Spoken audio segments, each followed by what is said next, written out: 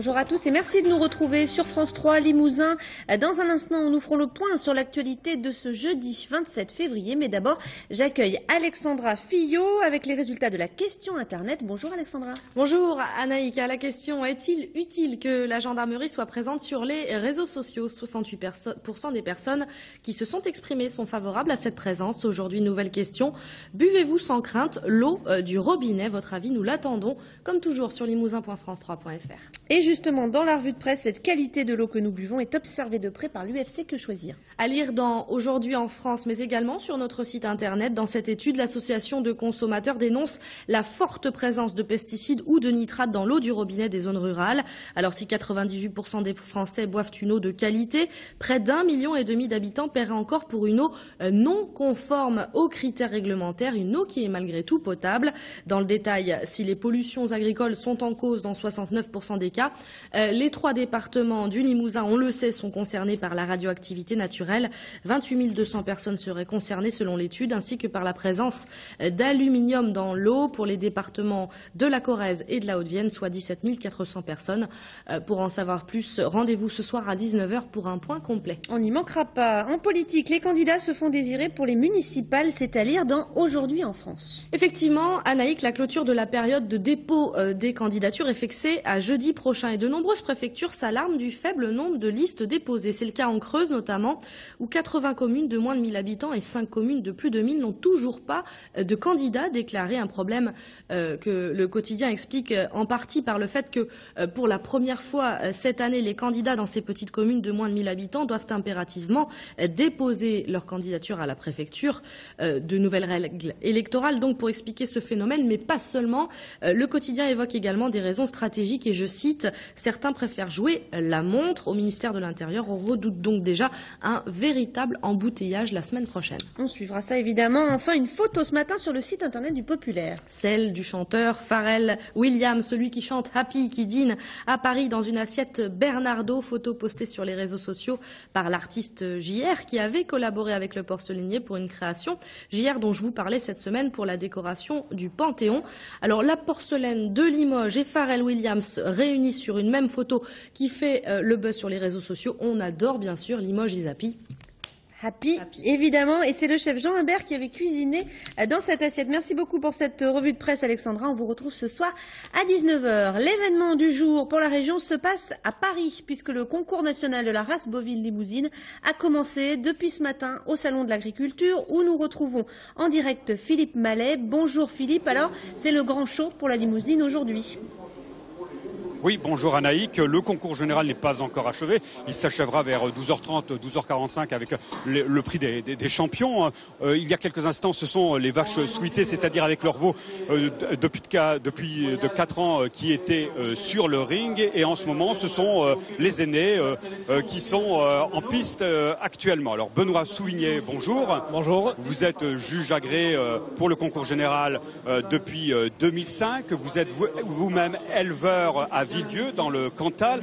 Un mot quand même, votre analyse à chaud là, même si le concours n'est pas achevé. Moi je dirais que comme à l'accoutumée, la limousine répond présente à ce grand concours général agricole. Elle est là encore avec nos éleveurs qui sont très professionnels pour nous montrer les qualités de notre race. Et il y a toujours des déceptions, on l'a vu encore ce matin. Comme tout concours, malheureusement, il y a des heureux et des malheureux. Mais bon, ce qu'il faut se dire à tout éleveur, c'est que le fait d'être là aujourd'hui, c'est déjà une grande satisfaction, c'est déjà une grande récompense pour le travail du quotidien. Et c'est vrai, puisque vous faites partie de la commission de sélection. Vous avez sélectionné pendant des mois 120 bêtes, donc des bêtes extraordinaire. Et sur ces 120 bêtes, vous en avez sélectionné 40 qui sont ici au concours. Et on constate que cette année, ce sont des limousines à l'intérieur du verso et pas hors verso qui sont sélectionnées. Alors pourquoi ce choix ? Toujours, il faut savoir que la limousine est originaire de la région Limousin, donc il y a une plus grande concentration d'éleveurs sur cette région. C'est pour ça qu'on retrouve un maximum d'animaux dans cette région. Mais il faut quand même souligner que les zones extérieures sont présentes. Il y a des animaux qui nous viennent du Maine-et-Loire, du Tarn. On a tourné dans 9 départements pour les sélectionner. Et la limousine est présente partout avec des animaux de qualité et des éleveurs performants. 2014, est-ce un bon cru ? C'est un bon cru. Au départ, je partais un peu sceptique, mais Aujourd'hui, on a affaire à des animaux de qualité qui sont menés comme des athlètes. Et je dirais qu'ils arrivent aujourd'hui, au jour J, dans de bonnes conditions. Et aujourd'hui, on retrouve la limousine qu'on aime. Mais vous me disiez quand même, hors micro, que les éleveurs aujourd'hui sont un petit peu lassés. Lassés par le travail que ça représente, parce que ça demande un grand engagement humain, un grand engagement financier. Et aujourd'hui, vu la conjoncture actuelle, les éleveurs se posent quand même pas mal de questions sur les retombées d'un tel concours. Mais je dirais que le plaisir, la passion reprend le dessus et les éleveurs reviennent toujours dans nos concours pour nous montrer ce qu'ils savent faire. Benoît Sauvigny, je vous remercie. Le concours général s'achève, je le disais tout à l'heure, vers 12h30, 12h45. Et sachez aussi, Anaïk, que le concours national se déroulera début septembre à Limoges. Merci beaucoup Philippe et merci à l'équipe technique qui a permis de réaliser ce direct. Résultat donc du concours à suivre dans le journal de ce soir. J'ajoute que se déroule aussi le concours du cochon cul noir aujourd'hui. Emploi, à présent, on connaît depuis hier soir les chiffres du chômage pour le mois de janvier. En Limousin, il y a une légère amélioration contrairement à la tendance nationale. Le nombre de demandeurs d'emploi de catégorie A sans aucune activité est en baisse de 0,3% en janvier par rapport à la fin décembre 2013. Par département, les situations sont très inégales. En Corrèze, la baisse atteint 1,1%. La situation est stable en Haute-Vienne alors que le nombre de chômeurs augmente de 0,1% en Creuse. Ce soir, nous vous proposerons un reportage sur l'un des secteurs qui recrutent dans la région, celui de l'aide à domicile. Ce sera dans votre journal de 19h. Une image à présent des obsèques de Jean Charbonnel. Elles se sont déroulées hier en l'église Saint-Pierre du Gros-Caillou dans le 7e arrondissement de Paris. L'ancien maire de Brive et ancien ministre est décédé il y a une semaine à l'âge de 86 ans. Près de 400 personnes, vous le voyez, ont assisté à la cérémonie, parmi lesquelles des personnalités comme Robert Poujade, ancien ministre de l'Environnement, et Olivier Stern, chargé de mission auprès de Jean Charbonnel dans les années 60. Celui qui était à mes côtés dans une période difficile où il fallait être à la fois énergique et raisonnable, c'est-à-dire en 68.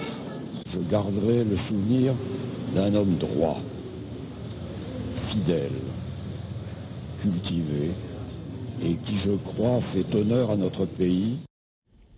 Ce fait divers, en bref, la police de Guéret a interpellé hier un jeune homme d'une vingtaine d'années après avoir découvert chez lui une plantation d'une trentaine de pieds de cannabis, dont 6 prêts à être récoltés. C'est suite à une enquête qui n'avait rien à voir avec le sujet que les policiers ont fait cette découverte. Placé en garde à vue, le jeune homme qui n'a pas de casier a finalement été libéré dans la soirée et sera convoqué prochainement au tribunal correctionnel.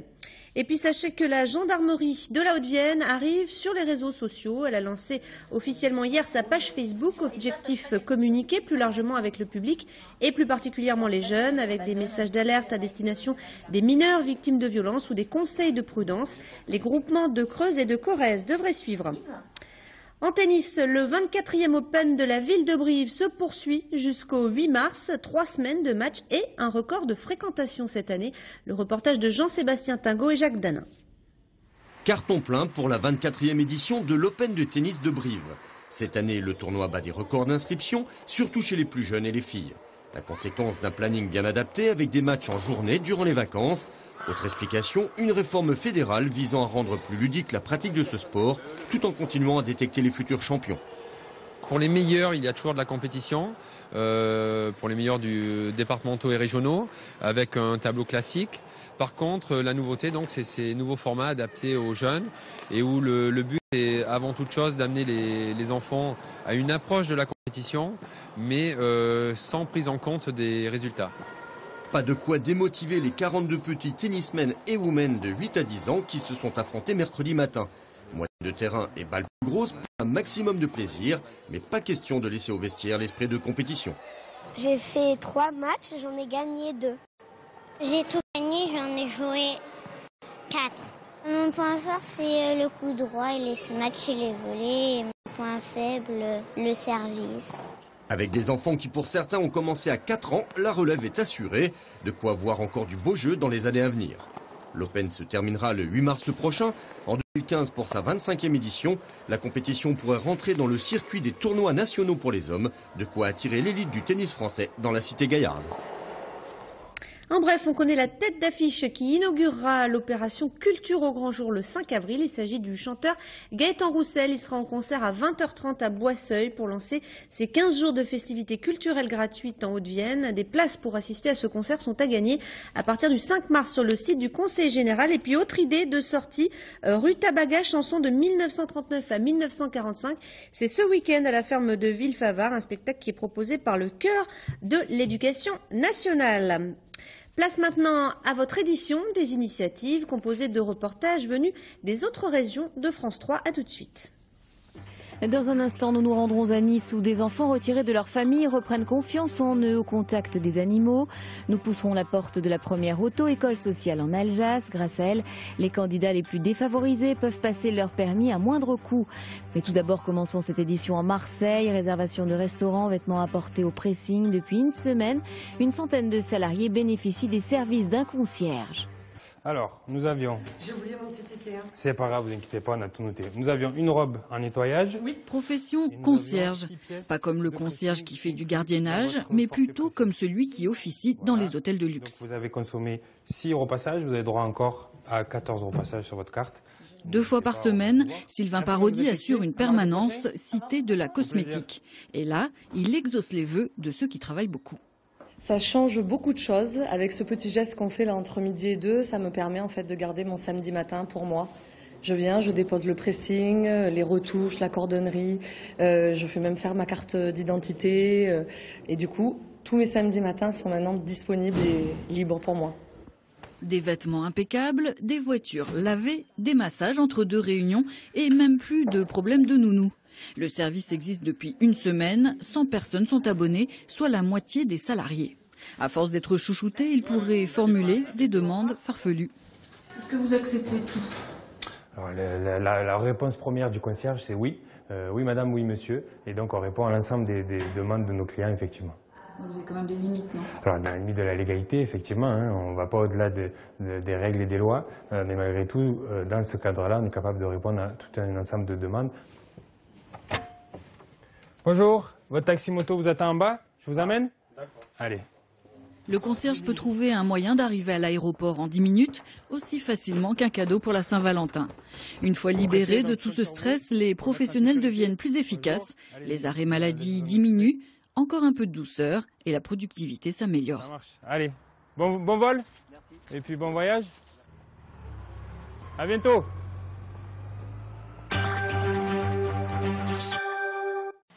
Des vitrines de meilleure mine dans le Haut-Rhin à Sainte-Marie-aux-Mines. Pour donner une nouvelle vie à l'artère principale vidée de la plupart de ses commerces, le maire a décidé d'entreprendre des travaux d'embellissement depuis 2012. De grandes photographies ont envahi les vitrines, des reproductions géantes pour redynamiser le centre-ville, approuvé par la plupart des habitants. Ce coup d'accélérateur en Alsace pour permettre aux chômeurs de retrouver un emploi. Les candidats les plus défavorisés peuvent s'adresser à l'association Mobilité pour l'emploi. Cette auto-école sociale permet à ces apprentis conducteurs de passer le permis à moindre frais. Plus tu es loin de tes commandes, plus tu peux t'ouvrir. 54e heure de conduite pour Biliana. Ah là, t'es comme une mamie, là, comme ça. Les mains sont encore crispées, le regard inquiet, mais la jeune femme s'accroche. Elle veut devenir aide-soignante, alors pour elle, le permis de conduire, c'est une promesse d'avenir. C'est super important pour moi. Ça représente une vie professionnelle, une vie privée aussi, parce que prendre les transports en commun tous les jours, il y a toujours les bus qui sont en retard, on arrive toujours en retard. Donc quand vous avez ce panneau... Comme Biliana, ils sont 80 chaque année à bénéficier de l'aide de l'association Mobilité pour l'emploi. Ils ont tous besoin du permis pour travailler, mais aucun n'a les moyens de le financer. Ici, les tarifs sont imbattables, 50 € le code, 5 € l'heure de conduite, avec des conditions d'apprentissage adaptées à un public varié. Des gens motivés, d'autres moins quand même, hein, qu'il faut booster. Hein. On a aussi des personnes qui ont des problèmes de compréhension de langue, même de compréhension tout court, hein, et c'est un travail de longue haleine souvent. L'association a même investi dans un simulateur de conduite et ce n'est pas du luxe. Je sais comment faire des clignotants, je sais faire comment je peux tourner à gauche, à droite avant de prendre la voiture. Là, vraiment, c'est bien. C'est rassurant? Oui, totalement. Un simulateur, 3 salariés, 2 voitures à entretenir. Cela coûte 220 000 € par an, dont la moitié provient du Fonds social européen. Cette association a été montée grâce au FSE qui, au départ, nous finançait quasiment à 100%. Et donc d'année en année, donc, le FSE a été maintenu à hauteur de entre 50 et 60%. Mais il est clair que sans le FSE, nous ne serions pas là à discuter. Depuis 5 ans, les subventions européennes sont stables. Elles seront reconduites cette année, permettant à la seule auto-école sociale d'Alsace de continuer à rouler. Cette expérience à Nice pour redonner confiance aux plus jeunes. Dans les Alpes-Maritimes, des enfants placés dans des foyers d'accueil ont régulièrement rendez-vous avec des chiens lors de séances de dressage. À leur contact, les enfants reprennent confiance en eux, une étape nécessaire en vue de leur retour dans leur famille. Un mot gentil pour l'un, Il est beau? un geste tendre pour l'autre. En quelques semaines, Gizmo, Vanny et Jigme sont devenus de parfaits complices pour les enfants. Épagnols tibétains, Golden Retriever et Wovavart, ils sont connus pour leur gentillesse et chaque pensionnaire de ce foyer d'accueil a désormais son préféré. Le crochet noir. Pourquoi? Parce que j'aime bien les crochets noirs, j'aime bien les chiens sauveteurs et parce que je travaille bien avec elle. Ça s'appelle Epi. Il est trop mignon. Et je l'apprends à s'asseoir pour avoir la récompense. Je l'apprends à obéir. Et je l'apprends à rouler par terre. Tous les 15 jours, enfants et animaux se retrouvent pour des séances d'entraînement sur ce parcours sportif. Le chien en athlète, l'enfant dans le rôle du maître-entraîneur. Le jeu a des objectifs très précis pour le bien-être des enfants. Ils travaillent en équipe, donc le respect de l'un et de l'autre. L'estime de soi, parce qu'ils sont très contents de réussir un parcours avec un animal, c'est très important pour eux. Ils aiment montrer qu'ils arrivent à faire obéir l'animal, à le faire sauter, ils se sentent valorisés. Tous ces enfants ont été retirés de leur famille sur décision de justice. Entamée il y a 1 mois et demi, cette expérience de médiation animale est suivie de près par les éducateurs et semble porter ses premiers fruits. Certains enfants, par exemple, qui avaient des troubles du comportement, avec les chiens, ça se passe très bien. Si vous voulez, avec les autres enfants, ils sont sur un mode violent. Et là, avec les animaux, ils font attention, ils sont à l'écoute, ils sont prévenants. Donc c'est très intéressant et très bénéfique. L'expérience sera poursuivie sur 3 ou 4 mois, avec l'espoir d'obtenir un apaisement à long terme pour les enfants. Ce serait sans doute la plus belle des récompenses pour leurs compagnons. Et c'est la fin de cette édition. Merci de l'avoir suivi. Tout de suite, les prévisions météo de Delphine Roux, suivies de votre édition nationale. L'info continue sur notre site internet. Ce soir, vous retrouverez Alexandra Fillot. Je vous donne rendez-vous demain à midi pile.